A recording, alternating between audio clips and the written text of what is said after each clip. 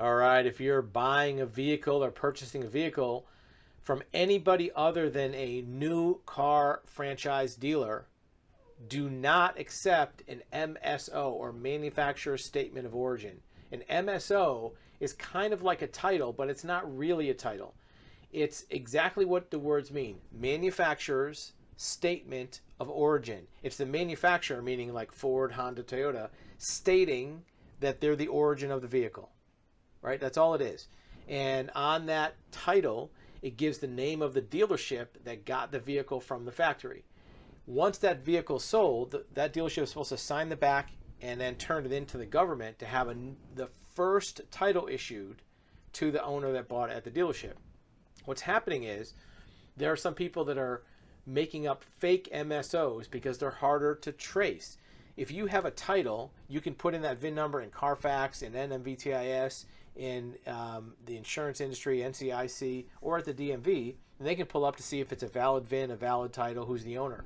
An MSO is not a title. It's never been titled yet. So there's going to be no records. It looks like a title, but it's not a title. And if you are buying a car off the street from a individual and they try to give you an MSO, that could be a fake document because there's no way to know if that vehicle is legitimate. And a lot of people are getting scammed out of lots of money because an MSO is going to be for a newer vehicle. When you buy a vehicle from a licensed franchise dealer, they're not supposed to hand out the MSO to the buyer. They're supposed to sign it and turn it into the DMV so the DMV can issue a title for that buyer. So if somebody has an MSO, something went wrong. That's not how it's supposed to go. Maybe they said, hey, I'm going to another state, so give me the MSO and I'll do it. Even then, the dealership is not supposed to do it, but it does happen occasionally. But that also means there may not have been sales tax paid. It might mean that there's also some other requirements that you need to do. In addition, on the back of the title, if it's...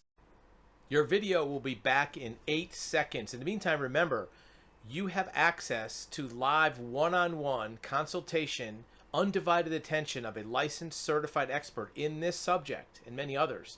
We want to listen to your story. We want to hear your questions and give you expert advisement of your options. We want to tell you what we know about your situation and what options you have. Now back to your video. Signed over to a person or a company, that person now can't re-sign it to somebody else. It has to be titled in their name first. So if you get an MSO that says signed over to Joe Smith, and Joe Smith says, hey, buy this car for me, and they give you the MSO, you can't do anything with it. That paperwork is worthless because it's not in your name, and he can't sign it over to you because he is the assignee on the MSO. So be very wary of an MSO, manufacturer statement of origin. Some manufacturers call it a CO or certificate of origin. Either way, unless it says certificate of title that you can verify with your DMV, these are very highly suspicious. In fact, there was an article we looked at just the other day in a newspaper out of the Pacific Northwest. I forgot if it was Washington State or Oregon, where a couple lost $45,000 because they paid for a vehicle in cash with an MSO that turned out to be a completely fake document, and the VIN numbers are all fake, and the car actually was not stolen, but it was a new car somebody bought from a dealership, got a loan on it, and then switched all the numbers around and then resold it. And you can't get a title because it has a lien. It's got red flags all over it. So be wary of MSOs. If you have an MSO, even if it's legitimate, even if somebody bought the car 5 years ago, never titled it, it's going to be very difficult to get a title with the MSO. Many times it's easier to do a court order title or a bonded title rather than trying to do something with that MSO. So stop buying cars with MSOs. If you do need more information about what to do if you have one or how to avoid it, click the link below.